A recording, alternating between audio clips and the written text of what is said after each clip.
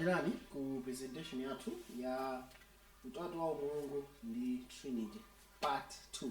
Mu part 1 tinaona ndithu mmene utatu wa Mulungu unabwera mu chipembedzo ya Kristo. Komanso tinaonanso akhristu ena olemba, akhristu olimbika, Arius ndi mafumu atatu amene anasusana kotheratu ndi utatu wa Mulungu. Ndipo tinaona mathero awo kuti Arius zolembera zake zinawonongedwa, komanso iyeyonso anayikidwa pandandanda wanthu okira mfumu achiroma, ndipo anathawa. Komanso mafumu amene atananala ndi ziphunzitso zake ndi kuzitchinjiriza kubodza anawonongedwa. Ndiye timaona kuti atulukwandira 530 pamene upapa unayamba kulamulira pawokha. Ndiye timafuna tipitirize kuona kuti kodi mipingo imakhulira chani nthawi tigwisa ntchito tiona ziphunzitso za mipingo yosiyanasiyana makamaka amene amamvesera kuti amagwirizana ndi Nicene Creed kapena amasusana naye. Ndiye phunziro lathu pa nthawi inoyi ndiye tikuyamba pamenepa mu Catechism of the Catholic Church imene ikuyamba kunena mafundo ya 234 kuyamba sana kuti chinsinsi cha utatu woyerawo ndi nsanamira wa Chikristu, chikhulupiriro cha Chikristu ndi moyo, ndi chinsinsi cha Mulungu inde mwini, ndipo ndi manthu wa zinsinsi zonse zachikhulupiriro, ndipo kuwala kumene kumaziwalitsa izo. Iyi ndi chofunikira kwambiri, fundamental, ndipo ndi choonadi chimene chili pamwamba pa choonadi zonse zachikhulupiriro. Mwanjira tikamaona zikhulupiriro za Chikatolika, tikamaona for example chikhulupiriro tino munthu wakufa mathapita upageroli kuti chikhulupiriro chichokera kuti kupembedza kwa Sunday, zikhulupiriro zonse za Chikatolika zichokera kuti ku Trinity. Ndiyo uzopesa isono nato anthu athakuza ndi zikhulupiriro zina zisakugwirizana nazo, komana kwakugwirizana ndi manthu wa zikhulupiriro zonsezi ndiye Trinity zimene zimakhala zodabwitsa kwambiri. Ndiye handbook for today's Catholic page 16. Handbook for today's Catholic page 16 anena kuti chinsinsi cha Trinity kapena utatu ndicho nsanamira wa chikhulupiriro cha Chikatolika. Pa ichi ziphunzitso zonse za Chikatolika zinasamira. Tikaona chifukwa cha masunga Sunday mu Advent Review and Sabbath Herald April 4, 1824 anena kuti chifukwa cha ndi tsiku limene linaperekedwa kwa maapostles kuti akapereke ulemu kwa utatu woyera. Mwanjira ina ma Catholics mene muma kunena kuti mu Advent Review and Sabbath Herald amafotokoza mu 1854 anati chifukwa chosungira Sunday chifukwa cha kuti ndi tsiku limene maapostles anapereka kuti azipereka ulemu kwa utatu woyera, zimene zili zodabwitsa kwambiri. Ndiye tiona pamenepa mu New Catechism page 67 ndi 68 pofotokozera za Anathesian Creed ya Chikatolika. Nawo tino iyi ndiye chikhulupiriro cha Chikatolika, timapembedza Mulungu mmodzi mwa utatuwo, ndipo utatuwo ndi mgwirizano osati kugawa anthuwo kapena kugawa substance. Kono munthu wa Atate ndi wina, ndipo wa Mwana ndi wina, wa Mzimu ndi wina, koma umulungu wa Atate, Mwana ndi Mzimu ndi umodzi, ulemerero wawo ndi wofanana, komanso ufumu wawo ndi wofanana. Tinaziwerenga kale izozo.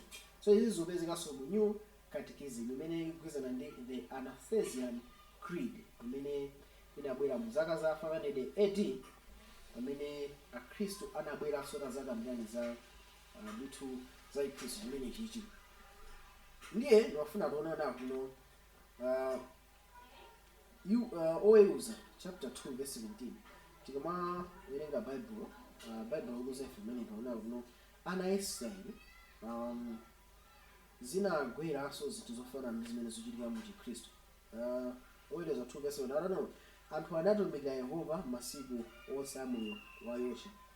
Atamwalira Yoswa, Aisraeli anatumikirabe Yehova nthawi yonse ya moyo wa akuluakulu amene anaona zazikulu zimene Yehova anawachitira. Okay, so oweruza 2 verse 7 akufotokoza Aisraeli amene anatuluka amene anatuluka mu chipululu kwa mu Kenani, amene analusa ndi Yoswa, anapitiriza kupembedza ndani Yehova, anapitiriza ndithu kupembedza Yehova ndete ndize kutione kuti zinakhala motani. Verse 17 aliyani. Komabe iwo sanamvere atsogoleri awo popeza ankapembedza milungu ina ndi kuyigwadira. Iwo anapatuka msangasanga munjira imene ankayendamo makolo awo. Iwo aja ankamvera malamulo a Yehova koma m'badowu ayi. Ndaonena kuti Chikhristu imene chimayamba taona m'buku la Yohane. Taona m'buku la Yohane imene analemba muchivumbulutso. So tino samapembedza kupamba sapembedza utatu wa Mulungu. Chikhristu chinayamba ndi kupembedza Mulungu ona yekha ndi mwana wake Yesu Khristu. Mwa pa nthawi Chikhristu chinasanduka kumapembedza utatu wa Mulungu. Musa ana Israeli anayamba kupembedza Mulungu ona koma ngena anapanga paradigm shift. Anapanga shift pomapembedza yani milungu ya Musa. So tikutaona no mbiri ya ana Israeli ndi mbiri ya Khristu zikufanana ndithu kuti no onse akupanduka kusiya kupembedza ndani, kupembedza Mulungu onayo. Tikaona mwina tikaona za tsiku ndi Mulungu wake tiona nawo tino Aaron mu Exodus 32 mukawerenga mwina anati ine milungu yanu tikonze tsiku mawa tizapembedze ndani milungu imeneyi. Tiona nawo tino tsiku limene anakonza Aaron samakapembedza tsiku lakupembedza Mulungu wake. Tikaona Eliya ku Mount Carmel anawuza anthu aja kuti tiyende kakumane kuti ku phiri la Karimeli. Eliya anakonza tsiku imene aliyense akufunika kupembedza Mulungu wake kuti anonse wamkulu ndani. Tikaona pa Daniel chapter 3 tiona napo inali tsiku limene inakonzedwa kuti akapembedze Mulungu chifano chichi. Mwanjira ina tikamaona m'Baibulo tiona Mulungu ina isabwera ndi tsiku lake. Ndiye tikaona Mulungu ina tiona Mulungu wa Trinity amene Constantine mu 321 AD akubweretsa sabata la Sunday. Koma mu 325 AD akubweretsa Mulungu wa Sunday amene ali Trinity. So tiona napo tsiku lene samabwera ndi Mulungu wake. Tsiku lene samabwera ndi Mulungu wake. Ndiye tikaona bwino tikubwera no kutsiku lero World Council of Churches. World Council of Churches kuti chofunikira kuti munthu akawe World Council of Churches ndi chani. Tiona napo no World Council of Churches ni mgwirizano wa mipingo yonse imene imakuvomereza tino Ambuye athu Yesu Khristu ndi Mulungu komanso mpulumutsi. Uzera m'malemba komanso amafuna kuti anthu onsewa mgwirizane pa chinthu chimodzi choyitana ulemerero wa Atate wa Mulungu amene ali Atate mwana ndi Mzimu Woyera. Koma nkhani yako no World Council of Churches imafuna ndi mipingo yonse imene imagwirizana ndi kupembedza Atate mwana ndi Mzimu Woyera awiri pamodzi. Mwanjira na Trinity. Kukana Trinity symbol ya World Council of Churches. Okay? Ndiye tikaona mu 1980 pamene mpingo umene wa Adventist 1980 unakhala ndi ma beliefs amene kuti ma fundamental beliefs ofotokozera za utatu wa Mulungu.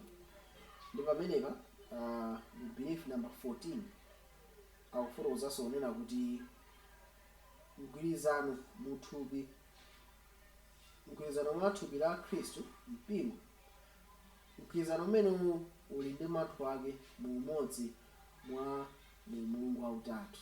Kuona pamenepa so tikaona pamenepa apa tikuchita kuona nawo tino chikhulupiriro number 14 cha Adventist mu fundamental beliefs akuchita kunena tino mgwirizano wa mpingo ukubwera fano Mulungu wautatu uli pamenepa zimene zili zodabwitsa kwambiri. So ngakhale mpingo wa Adventist ukhulupirira utatu wa Mulungu chimodzimodzi mmene akhulupirira abale amene anapha osadalira Arius. Then kaonanso ngakhale mkulu amene amati Pope John Paul II ut unim sint amene mwanalemba monapno ichi chiyembekezo cha mgwirizano wonse umene uli ndi ndithu mawu ake mu Mulungu divine source mwa ichi ndiye chiyembekezo cha Chikhristu mgwirizano wa Chikhristu umene mawu ake kuchokera mu utatu mgwirizano wa utatu wa Atate mwana ndi Mzimu Woyera. So ngakhalenso John Paul anati Chikhristu chiyembekezo chake tikuyembekezana tigwirizana mu utatu wa Mulungu.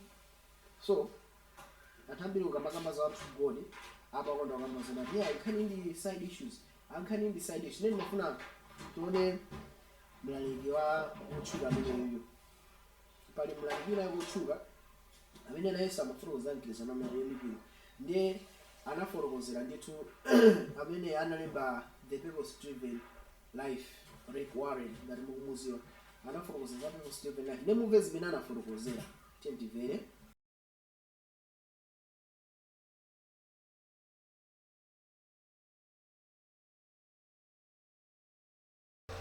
The Roman Catholic faith and the Protestant faiths alike all profess a belief in the Trinity.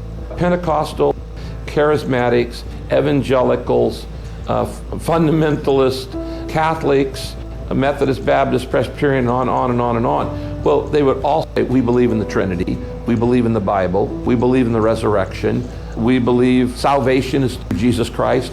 These are the big issues. We believe in the Trinity.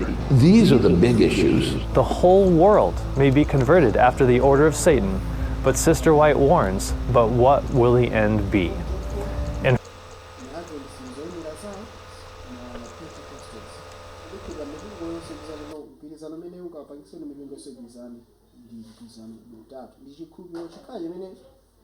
almost 99% ya Christos amachisuka koma tisayawati nkhanili mulosi ndipo mafumu atatu anagonjetsedwa fanana Yesuka ndi kuyima ndi kususana ndi chikhulupiriro chimenechi komanso kumwamba utatu umene ulibeko fana kumwamba kumapembedzera Atate ndi Mwana yekha basi ndotopiriza ndiyofuna tiwerenge zimene ndithu ma-Adventist amalemba muzolemba zawo zokhuzana nkhani imeneyi aonera kuti tiwerenga amene mu Adventist Review January 6, 1994 page 10 analemba ndi William G. Johnson amene mbuku mene Adventist article present truth working God's eye ndaona tuno ma-Adventist ena lero amaganiza nina kuti no zikhulupiriro zathu zakhala zosasinthika mu zaka zadusazo kapena atakhala kuti no atataziyamba bwerera mbuyo atafika nthawi imene zonse zili bwino koma kuyesesa konse kuti tikatenge Adventist wa mbuyo zimapezeka tuno ndizokanika makamaka tikafuna kupeza mbiri yathu tiona nawo tuno apapa akufotokozana tuno ziphunzitso zathu zakhala zikusintha zaka zikutani zikubwera mwanjira ina tikutaona tuno mu Adventist chikhulupiriro cha Trinity sichoti chinalipo nthawi zonse koma chiphunzitso chikubwera mu chaka cha 1980 anthu amene anamesa mpingo atamwalira kalekale anthu amene anafufuza naona nkhani ili chonchi osawa atapita pamene pabwera nkhani ya utatu ndiye ndithu ziphunzitso zathu zakhala zikusintha sizinakhale chimozimozi ndiye tiwerenganso mkulu amene Bert Melin D chaka cha 206 akulemba mbiri ya Seventh Adventist page 139 book imene History of Seventh Adventist Views on the Trinity page 139 anatuno chiphunzitso chimenechi cha utatu chimaonesera kunatuno nthawi zina kusintha mu zinthu zimene timazikhulupirira zikufunika ndithu kuti mibado ina ichokepo kaye koma Seventh Adventist zinatenga zaka 50 kuti chikhulupiriro cha utatu wa Mulungu chikhazikike mukuona menepe akutha kuvomeza natuno pamafunika pakhale mibado ina ichoke kaye mibado imene ikachokapo ndikena kuno chikhulupiriro chimene chithautani chitakhazikika mwanjira ina akufotokoza natuno pamafunika natuno anthu oyambirira mbado umene uchoke kena kuno panadusa nthawi chikhulupiriro chinatani chinakhazikika mukuona menepe right so tipitizeni Jerry Moon amene ndi wa Adventist page 190 mu buku yake Trinity aona tuno asogolere oyambirira a Seventh Adventist samakhulupirira Trinity komanso ichichi mu theology tingaphunzitsa ma Adventist ndizokhazikika zingakhala nanu anthu amene anamisa mpingo analolapika ndipo mpingo panopa ndi olondola kapena anthu amene anamisa mpingo ndi amene analondola ndipo mpingo wa Seventh Adventist wachoka pachona ndi cha m'Bible mwanjira ina akutipasa zinthu ziwiri mpingo wa panopa ndi umene olondola ma pioneers ndi amene ali olondola koma zonse ziwiri singakhale zolondola pa nthawi imodzi ndi akusimikizana atakwaku apapati ndi zinthu ziwiri umalingalira so icho ndi chisankho chanu timuona kuti Bible ndi bwanji mmodzi wa ichi chinthu cholakwika tipitirizeni. Ndiye akupitiriza nawo kuti no Mary Bert demise of Arianism and Trinitarian in Adventist theology in 1888 to 1957. Lemba zimene mprofesa anano chimodzi cha zinthu zoziza makamaka mbiri ya Seventh Day Adventist Church ndicho kamvesekerawo ka utatu wa Mulungu ndi umulungu wa Yesu Khristu. Ziphunzitso zimenezi sizinakhale zokhazikika kufikira mu mpingo makamaka pakati pa mid 20th century. Ndiye mafuna nayo tuno tikamakamba za mid 20th century tukamba za 1950 mukona menebe. So mkulu amene akufumeza ndati no uyu si munthu ine okay chimene nganene no sakamba za ma paradigm shift amene akukambira pano papa yayi. Uyu ndi munthu amene amazawa zambiri yachani ya mpingo. Ndiye iyo ngati historian akunena ndithu moveka bwino no chiphunzitso chimenechi chinakhazikika mu mid 20th century imene ili ma 1950s. Nemona ano mu 1950s zinachitika njani pamene kukachitika ma evangelical conferences ma Adventist ndi ma non-Adventist amakambirana nkhani zimene zikuti no Adventist ndi khulupiriro ndi Chikhristu nanga chifukwa ndisakhulupirira Trinity. Ndipo chifukwa imenechi anakambirana nanazalemba buku imene Questions on Doctrines and Answers. Seventh Adventist amangoti QOD, Seventh Adventist Answers to Questions on Doctrine QOD. Nde mukaenda buku menemo anapanga trash kwambiri ziphunzitso za ma pioneers makamaka chiphunzitso chokhuza utatu wa Mulungu menemo anavomereza utatu wa Mulungu. So unaona nawo tuno chiphunzitso chinamba khazika 1950s menemo bwa 1980s naye zosavuta kuti akangosintha tala mpingo wathu mokhulupirira chani utatu. So awa ndi ma pioneers amene akususira komanso awa ndi ma historians akukamba izi si munthu mmodzi nake amene walinga lera kunaipata ya shift chake ichi tukamba za ma historians eni ampingo amene akukira mpingo right.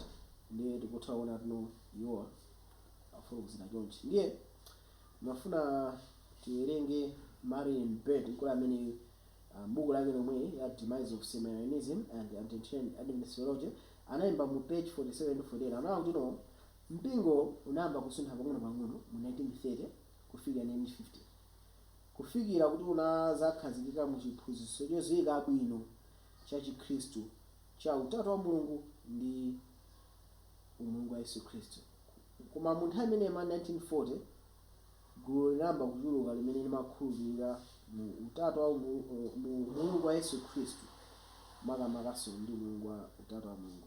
Koma panali ena amene amasusa ndi kukhala sopatsogolo kususana ndi kusintha pamenepo. So nkuluyu ndi historian akona paradigm shift imene abale amayikakamira kuti inachitika kalekale. Komano paradigm shift ine ma historians anati imene inachitika mu 1930 1950. Komano ma 1940s anthu ambiri amasusana sizanga nkhani nena kuno ma pioneers ena anali moyo mzaka ziti mezo ana ma pioneers amene mpingo unayamba analipo mu nthawi.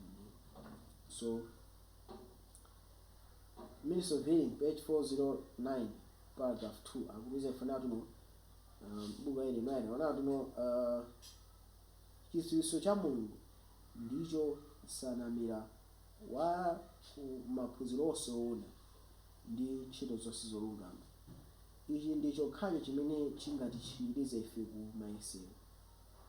Icho khali chimene chingatithandize kuti tikakhale ngati Mulungu monga makhalidwe ake. Mwanjira ina kamvekedwe ka Mulungu kofunika kwambiri imene kachifukwa kamathandizira kamvekedwe ka chipulumutso. Ngati tingaphone ka Mulungu ndio tikutangose kukhala titaphonya aponso. Tipitirizeni iyi tikutenga ku catholiceducation.org culture website ya Catholic. Ndakwamba ndono chinsinsi cha utatu wa Mulungu ndi chimene chili sanamira wa chikhulupiriro yathu. Paichi zonse zimatsamirapo ndipo cheka paichi zonse timazitenga amenewa. Ndipo mpingo umayesesa tuno ukatetezere chimene Mulungu waululira kuti Mulungu ndi mmodzi muchikhalidwe mwa anthu atatu amene. Mwanjira ina ma Adventist amakhala pa forefront kususana kuti ayi Sunday si Sabata anthu akufa ndi akufa amaswandi ndi zambiri komano iwo amanati ayi komano pa Katolika pa Trinity chokhachi ndi choona komana akatatane atu zina zonsezo ziyikira kuti kuchichi mwanjira ina kuti anthu afike kuti azikhulupirira purgatory trinity azikhulupirira zonsezi zikuchokera pokuti anayamba kukhulupirira chani trinity anayamba ndi trinity from trinity zonse zinayamba kutani kubwera zili ngati business yoyambe munthu akuyamba ndi ndalama okay capital chabwino tisere ndalama munthu kuti business yambike kuyamba ndi capital ikuthandiza kupeza assets upanga run business upanga zenza mimbiri komano capital ngati palibe business kuti yapange run sizitheka so auna capital yomwe inayambisa chikatolika ni trinity kuchoka pa ichi zonse zikubwera kuti kumeneko komano maadventist ati ya ife tikhulupirira zonse zimene zinabwera ife trinity mwa trinity yokhani imene tususana nayo abale apo ndi ayi sankhe chimodzi either mapenazana olondola kapena pingwa panopa imene olondola amene okhulupirira trinity tiye tibizeni mwezi ndiye church manje pa 62 anena kuti ndeti kawerenga mwino timaonana kuti no member wa mpingo atha kuchosera ndi akufotokoza chifukwa chani member amene akakhala tuno wakana kukhulupirira mu fundamental principles authenga abwino makamaka ma fundamental beliefs a mpingo kapena kuphunzitsa ziphunzitso zosiyana ndi mpingo mwanjira ina inuyo mukangamba susana ndi trinity musenda ndibisi mutha kuchosera mpingo muona menebe so Adventist ikusamiradi kupothera kuno ma fundamental principles amene muli trinity panopa zonsezi zikupangisa tuna anthu ake akhale pamodzi mwanjira ina ifeyo ndi akatolika ndi ma Pentecostals ndi mipingo yonse ya pa dziko lapansi kugwirizana mu chinthu chimodzi mwa mulungu ameneyo zino mmodzi mwa atatu okay so izi ndithu zili mu church mani okay so tiona nato no ndi zodabwisa kwambiri kumano machidese ndi mvesera aluza tuno munthu ayakusaziwa machidese ndi mvesera munthu ayakusaziwa mulungu analekerera koma pa nthawi akulamulira anthu onse kuti akalapa mwanjira ina ndifuna nawo tuno pala anthu ambiri amene ali abwino amene akuphunzitsa trinity anthu ambiri sanafeko zimenezi anthu ambiri alava kumati fana ananamizira sanakhalepo ndi nthawi yoti akamvesere zinthu zindi kuzipangira okha chisankho pafeyo chimene mulungu akutiita na ife kuti no tikathe kulalika uthengawo ndipo kuti anthu ena akamve mafuna kukira nayo muone kuti no mipingo ine amakhulupirira chani pa nkhani ya trinity tiyamba ndi mpingo wa katolika akuyamba amenepa mu New Catholic Encyclopedia 1946 pa page 299 nawo kuti no kamvekesede ka mulungu mmodzi mwa anthu atatu sizira zinakhazikisidwa motheratu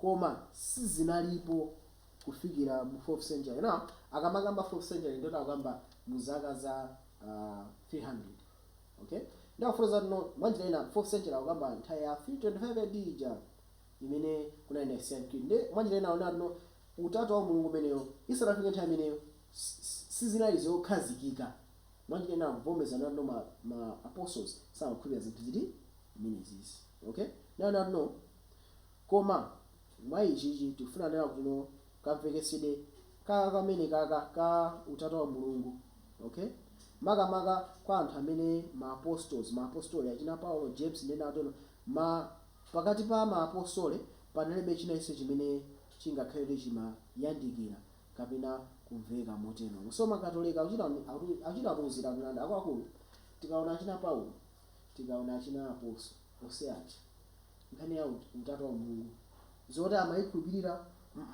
hayi izizi zinachita kukhazi zine ndani ndi ifeyo tiona nato no pali chifukwa chake akatolika amatha kuyankhula ma statement ngati amene chifukwa chenera kuti inuyo makamaka amene mmazene ati niyo mmasata bible anthu a bible mmakonda kususa akatolika munati ayi akatolika amakonda kusatira miyambo ya makolo awo inde akatolika samakana akatolika amasatira miyambo komanso amasatiranso bible pamene ikugwizana miyambo yawo amatenga zonse miyambo ndi bible pamodzi komana iniyo mmanena ati iniyo miyambo mulibe ndi akatolika amabwesa mastatement yawo listen ife timakhulupirira chani timakhulupirira utatu wa mulungu kono isanafike Nicene Creed imene inakhazikitsa ndi akatolika kunaibe utatu wa mulungu mwanjira ina akungofuna onesera akhristu ena nawonso ali ndi hypocrisy akhristu enanso akuloza akatolika mudiso mwawo pamene iwo nawonso ali ndi chinthu chimene akuchisadala chimene chili miyambo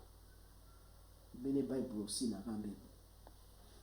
Ndene tioneni Southern Baptists amene ali Millard J. Erickson amene ndi research professor of theology at SW Baptist Theological Seminary. Ndakunena kuti chani pa buku lake imene page 11 mpaka 12 anatuno chiphunzitso ichichi chimapereka ndithu zinthu zina zodabwisa, ma paradox zosusana.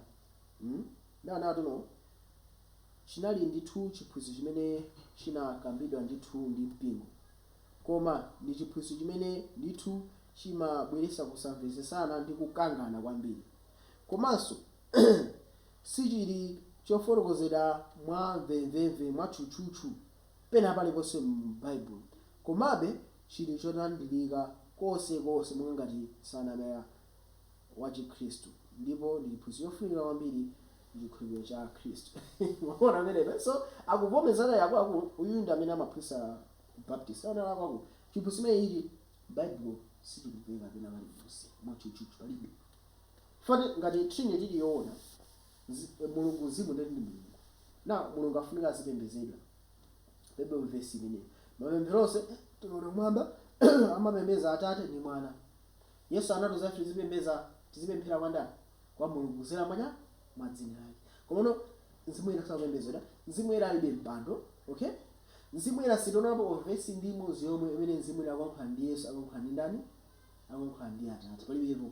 Koma nthawi zonse Mzimu ina akuyankhula ndi Atate. Chifukwa tino Yesu Khristu ndi amene akuyankhula ndi anthu kudzera mwa Mzimu wake. Tikaona Chivumbulutso chapter 2 chapter 3 Yesu ndi amene akuyankhula koma kamaliza kuti no amene ali ndi khutu amve zimene Mzimu anena. Koma tiona nawo kuti no Mzimu ndi ndani? Yesu. 1 Corinthians 8 verse 6 aruza ife no 1 Corinthians 8 6 aruza ife ambuyeyo ndi Yesu Khristu. 2 Corinthians 3 verse mazira aruza ife no ambuyeyo ndi ndani? Mzimu. So tiona nawo no Mzimu ina sowa padera ngamene Atate ndi Mwana.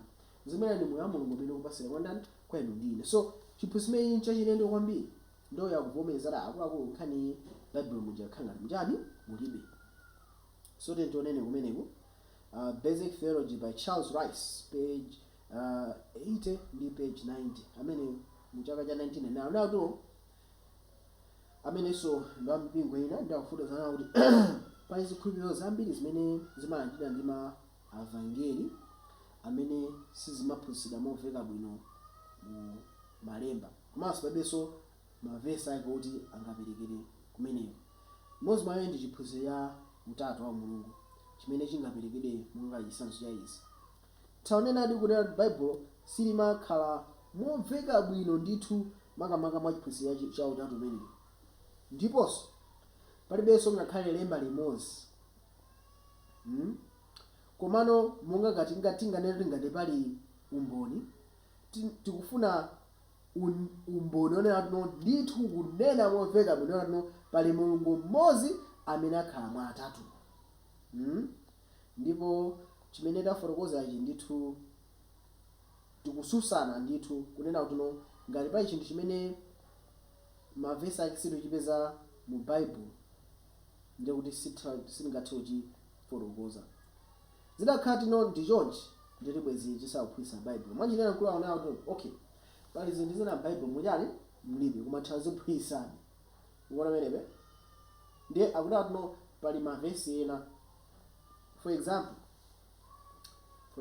tikunena kuti imene ma Adventist amakugirana kunena kuti muti pase verse imene manena no la Sabata ndi Sunday, muti pase verse imene manena kuti kuyera kumene unalele siku la Sabata kunabwera Sunday, muti pase verse ma Adventist amaonda kunena tiposaona million ndekula anena kuti akulu ngati njira ya proof texting method yake imene yoti no tichita kufuna verse inena kuno utatu wa Mulungu ndi Mulungu mmodzi mwa atatu verse imene kulibe akunena choncho mkulu. No ngakhale zili choncho ngakhale Trinity si mulibemo Bible mukuti no mmodzi mwa atatu umabe takuiphunzitsa ngakhale mbunake palibepo kuti tipange define Trinity imene imapanga define. So ife taphunzitsa zinthu zimene Bible also munyani mzima unena rapa zinthu ine ziliyo ndikusavura kuti no zili basi. So tiona kuti ma Adventist akamabwera pa nkhani ya Sunday amalembadi komano ukafunsa the same way amene amafunsa anzawo za Sunday, ukafunsa za Trinity amalusa fana alibe evidence. Takhala tikupereka kuti akuluakulu tikupasani close to 100,000 takhala nazo zimezi 100,000 mutipase vesi imodzi imene atino mulungu mzimu tikufuna mukhapo mulungu mzimu ira m'Bible basi 100,000 mpaka nene pabe ni mmodzi amene anabwera mpaka pano tinafika tinaikweza mpaka 1 million palibe mutipase vesi imodzi imene anthu akupemphera kwa mzimu ira palibe mmene tikuzidwa nati tizipemphera kwa mulungu mzimu kapena zipemphera kwa mzimu ira kulibe ko vesi imene mpaka pano palibe amene anabwera chomwe matha kungonyoza ndikuyipisa ambiri basi. So tiona nawo tuno izi nzovuta kwambiri nde mbuku limene Roger Olson Christian Hall mu buku lawo anayima anthu amenewa mu the Trinity aonera kuno ndizoveka kunena kuno kufunikira kumene kunayikidwa pa chiphunzitso chimene chimatha kusowesa mtendere kwa akhristu ndi ana a school. Palibe pena paliponse pene panamveka mwatchutchutchu ndi kulembedwa m'malemba makamaka chiphunzitso chimenechi cha Trinity chimene ndithu pamene chipangano chatsopano chinayikidwa panapeza tuno nkhani inayabwesa mkangano komano chiphunzitso chimenechichi kuti chimveke bwino chinachita kulembedwa mu chaka chimenechi cha 4th century mu council ya Nicaea mu chaka cha 305 komanso mu Constantinople 381 AD. So kula amene akuchita akulaku nkhani ya Trinity ndiyovuta Bible mulibe ndiye pachifukwa Bible mulibe mlemba mulibemo komano inachita kufotokozera mwamveveve mu chaka cha 305 AD ku Nicaea komanso anakumanaso kachiwiri ku Constantinople nkhani ja anapanga kuti azayikonzenso Nicene Creed mu chaka cha 381 AD ku Constantinople ndavomeza ta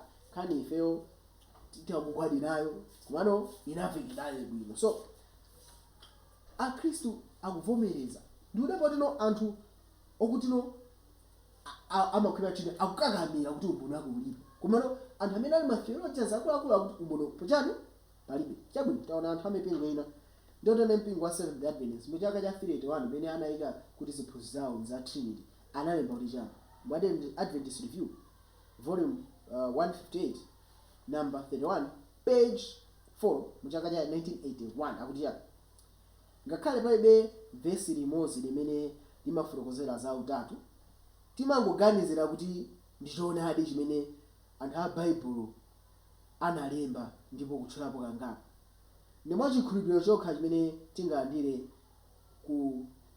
tingalandire ndithu ndikuvomereza kuti utatu ulipo. Akuluakulu ineyo simamva kuti isakina ngati kukhulupirira Trinity uchose mbali yawo bongo wako kuti usamaganize yayi uzingolandira. So anthu akuwauza anthu nawo kuti palibe vesi imene makamba za utatu wa Mulungu true komana anthu omwe aona kuti yayi ichichi chimene anthu ambiri olemba Bible amachikhulupirira komanso ife tingachilendere mwachikhulupiriro okay ndeti malemba Bible palibe koma chichitani mwachikhulupiriro ndeti chilandiranso bwanji palibepo vesi yake. So izi nzomvesa isono tino anthu afika pamene papa ponena kuti akulandira ziphunzitso zoti nosaza zichokera kuti ndeti kutha kuona nawo tino mpingo wa Seventh Day Adventist umene umakhala very critical ngati munachita ndi Adventist maziwa angakhale mapenta amakhala very critical malilime chani kangana nawo kwambiri akhala katuluka chilombweja kangana nawo kwambiri tipaseni vesi yake paseni vesi mwana Adventist tafuzeni tapaseni vesi ya Trinity chimwana anene amene ndosonyera amene ndosonyeza naye basi ndetiyo yango kumanga ba asenga makutu sangamvesa chifukwa cha Trinity yoti sangapereke evidence iliyonse. So ichi nchovesa isoni chimene chachitika kumpingo wa Seventh Day Adventist amene asankha kumakhulupirira zinthu zoti sangazifotokoze ndipo Bible ili silent pa zinthu zimenezi. Ndinkulu ameneyo analembanso mu Mystery of the Trinity by Rao Dedren published in Adventist Review August 26, 1993 ananena kuti no nthawi zina timasusana ndi chiphunzitso cha utatu chifukwa tino sichimapezeka kapena sichinafotokozeke mwamvemve malemba. So kule wachita nare akuluakulu nkhani malemba silikuitani silikupeza ndi nthawi zina timathaso mwina kususana ndi chani Tatu wa Mulungu. Wono tikaona ngakhale zichonje manyo kuti ngati ungasusane ndi ma fundamental principle chosere chani chosere mpingo. So izi ndizomvetsa chisoni. Ndiye tifuna tiwerenge ndithu pamene papa, okay, pa Jesuit Post, okay, kalata imene tikuitenga pa jesuitpost.org, imene akufotokoza no Catholic 101 what is the creed. So ma Jesuits afuna tifotokozere kuti akutibwanji. Nawo chinthu choyamba tifuna tichose ndi maganizo osokonekera pa mfundo za chikhulupiriro creed. Sizoti ndi chimodzi chokha chimene chimafotokozera ukatolika makamaka chikhulupiriro yake, koma si chimodzi chokha. Timagwiritsa ntchito ma creeds awiri kawiri mu chiphunzitso cha chikatolika, Apostles' Creed komanso Nicene Creed. Ndafotokozera Jesus amene nano kuyambirira creed imene ili yofunika kwambiri ndiye ya utatu. Timakhulupirira nawo timakhulupirira Mulungu mmodzi amene ali mwa anthu atatu, Mulungu Atate, Yesu Khristu wobadwa yekhayo ndi Mzimu. Malaini atatu oyambirira, mastanzo oyambirira atatu amakhala ndithu anaperekedwa kwa mmodzi mwa atatu amene ali mutatu wa Mulungu. Okay, ndiye tikutha kuona pamenepa tione ma Catholics ali ya John Paul II New Orleans Saturday 12 September 1897. John Paul II New Orleans Saturday 12 September 1987. Already ya Mulungu mmodzi amene timampembeza ndi mgwirizano wa anthu atatu au Mulungu onse ofanana, ulemerero ofanana komanso osagawikana mu splendor yawo, amene ali Ambuye mmodzi, Mulungu mmodzi, nthawi zonse tizimpembedza. Ndiye tione ma Adventist ali ya kodi zikhulupiriro za official Seventh-day Adventist belief ikuti chani. Aonena kuti chikhulupiriro number 2 kuli Mulungu mmodzi, Atate, Mwana ndi Mzimu Woyera, mgwirizano wa anthu atatu amene ali koitena, amene akhalapo nthawi zonse mmodzi. So tiona nato ma Adventist ndi ma Catholics akufanana ndi zikhulupiriro, ngakhale anthu ena amafuna azikana ali ya Trinity yotere, Trinity yawo ndi yotere, makuti okay, chabwino tendipizeni tione ndiye tione tike pamodzi apapa. Seventh-day Adventist belief ndi zimene ananena Pope John Paul II. Tikawerenga Seventh-day Adventist belief ikunawo tuno pali Mulungu mmodzi, Atate, Mwana ndi Mzimu Woyera, mgwirizano wa anthu atatu. Ndiye mukawerenga zomwe alemba Pope John Paul II izo timawerenga mu Seventh-day Adventist belief, matingoona zimene ananena New Orleans John Paul II auno Mulungu mmodzi amene timapembeza ndi mgwirizano wa anthu atatu au Mulungu. So tona nazo zikuchita kufanana ngakhale ena amafuna azikhanga tino zikutani zikusiyana. So kodi ma Seventh-day Adventist tiona Biblical Research Institute pakakhale pali nkhani imene yasausa ma Adventist imakonda kupita ku Biblical Research Institute kumeneko amakayifufuza nkhaniyo ndikutulusa official stand ya Seventh-day Adventist. Ndiye tione kumeneko no Biblical Research Institute akuti chani nkhani ineyi. Ndawo Seventh-day Adventist and Introduction to Their Beliefs, George Reed Biblical Research Institute. Ndakufufuza nakuti no powerenga kwa ndemangaziri mamababa makamaka ma Seventh-day Adventist belief statement tiona nakuti no pokamba za chikhulupiriro chawo cha umulungu a Seventh Day akugwirizana ndithu ndi ndondomeko za ma creeds zimene zili mu Chikhristu, makamaka Apostles' Creed komanso Nicene Creed ya 325 komanso pita pamenepo kamvekesedwe ka chikhulupiriro cha Mzimu Woyera chimene chinafotokozera mu chaka cha 381.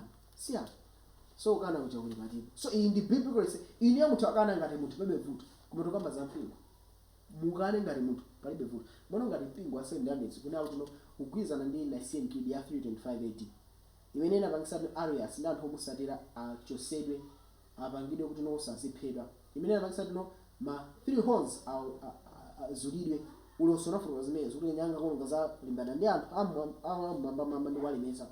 Mu 381 pamene anaonjezera zimwera tunafuna zipembedzena ndi atateniwana ati ma Adventist akwiza ndi mziti ine. So awa ndi Biblical Research Institute sine ndi kukamba ni Biblical Research Institute. So chiphunzitso cha Katolika ndi chiphunzitso cha Adventist nzofanana palibe kusiyana kwena kulikonse.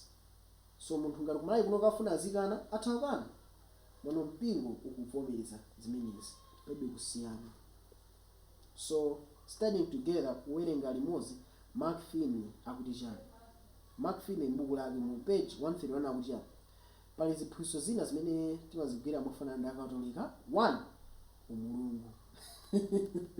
Ndikho bali Mark Finney muto muziwa. Mark Finney muziwa. So ati umulungu tikugwizana nawo.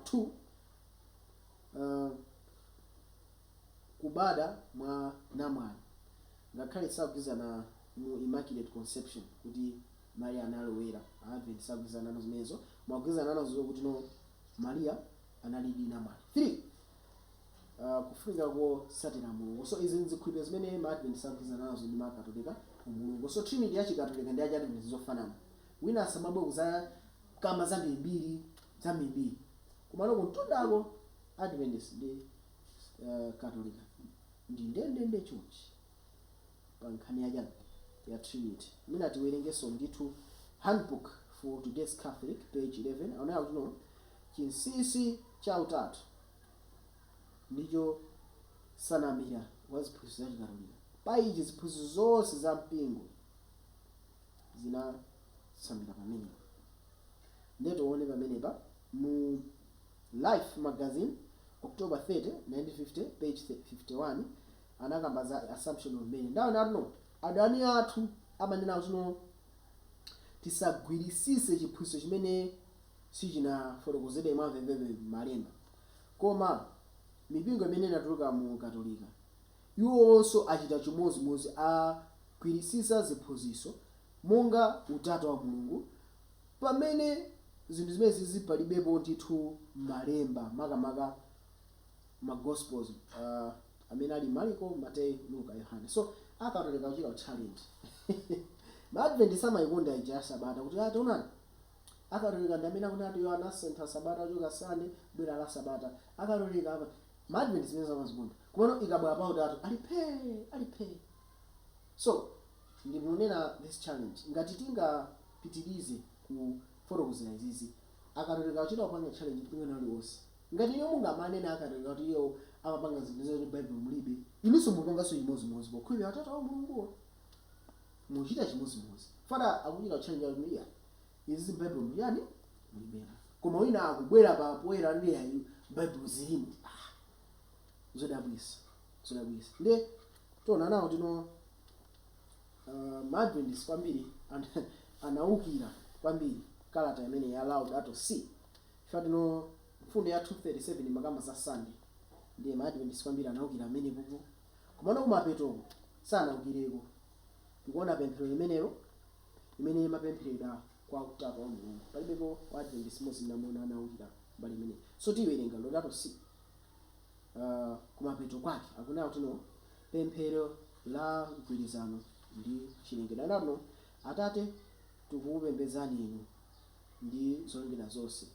Fati zonse zinachokera kwa inu ndi mphamvu zanu za m'manja pakuti zonse muzizala ndi kupezeka kwanu ndi chikondi chanu tikutamandani inu. Ndano mwana wa Mulungu Yesu kuzera mwa inu zonse zinalengedwa munapangidwa m'mimba mwa Maria amayi wathu ndipo munakhala mbali imodzi ya dziko lino lapansi ndipo inu munayang'ana m'maso anu dziko lino ndipo lero muli limodzi amoyo ndi zolengedwa zonse.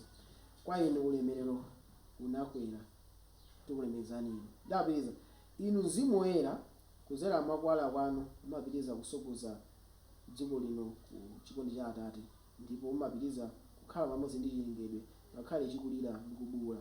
Inunso mmakhalanso mitima mwathu ndipo mapitiriza kutiuza ife kuti chabwino chanu tikupembedzani inu. Inu utatu wa Ambuye wa utatu. Inu ndithu ubale wa chikondi chosatha. Mutiphunzitse kuti no tikaganiza za inu ndithu muchikondi chanu cha konse kolengedwa, pakuti zonse ziyankhula za inu kuchita icho chimene munapanga. Mutipatse ife chisomo kuti tikamve mwapaderadera ndipo tikakhawiriza ndi zonse zimene zili. Ndiyationa anameyoto akatolika alibe nazo vuta otha kupembedza kwa Atate, kupembedza Mwana, kupembedzanso Mzimu, komanso athanso kupembedzanso cha utatu onsewo pamodzi. Mavesi ake palibe ndipo safunika akhalepo chifukwa tino chiphunzitso china kutifotokozera tino chiphunzitso mulibe mu Bible. Neka chiphunzitso chili mu Bible amene akutipasa doctrine ino tizichita chonchi A, tizichita B, tizichita C. Angatiuze zimene ndani. Thoni amene angathe kupembedza Trinity ndi akatolika. Ndati ngati tifuna tizipembedza Mulungu meneyo, tifuna tikafunsa amene anayambitsa chiphunzitso unamapembedza bwanji. Ngazili tero ndeti nzotheka. Koma ngati tero tisili mu Bible, tifuna tipembedza Atate ndi nani? Ndi Mwana ake yekha basi. Tiyeni panaiso kalata ena ya fertility tuti imene makosana akumpoto makosana akumpoto ndithu anayukira kwambiri mbali ilisi anayukire ndeti iwerenga mbali imeneyo fertility tuti imene akukamba za encyclical letter. So ndikambakamba za abale akumpoto ndi anthu amene amasusana kwambiri nafe pa nkhani yawo mchungota mano yo anawukiranso kalata imene yachikatolika koma mbali ilisi anayiwerenge ndeti tingowerenga. O inu Mulungu utatu wachikondi, kwa inu mgwirizano wa moyo wa Mulungu, mutitsanulire ife ndithu chikondi chanu, mukhale mutipatse ife chikondi imene chinaonetsera muzochitachita za Yesu Khristu ndi m'banja lake ku Nazareti mu moyo wake wa Chikhristu. Mupange zoti na Khristu ife tikakhale uthenga wabwino, tikathe kumuona Yesu Khristu mwa munthu ina aliyense ndi kuzindikira mwa iye wopachikidwayo mazunzo ayiwo amene asiyidwa omwe ayiwalira dziko lapansi. Ndiponso tikaona tino mwina ntathera kumbo komano tikapitiriza tiona tino bwerani no Mzimu Woyera mutionetse ife chikondi chimene chikuonetsedwa pa anthu osadziko lapansi kuti ife tikathe kupezanso mwanjira naso pano zonse zimene zili zofunikira ndi zoyenera kuti no nkhope zosiyanasiyana za umunthu zikaona chikondi cha Mulungu. Amen. So mwanjira pempherero lupeda kutiko ati pempherero inapekedwa kwa Asisi pa mtumbira wa St. Francis October 3 Virgil ku msonkhano meneyo wa chaka 2020. So pempherero luperekedwa pa mtumbira manda akulu amene Asisi. So imezi anthu ambiri athu tona anthu anakwambira pemphani pa mtumbira ezi nazo ambiri kwani ine mbembeza ni Trinity mbembeza ni utatu wa Mulungu chifukwa mbembeza milungu imene ndi ina chifukwa chani.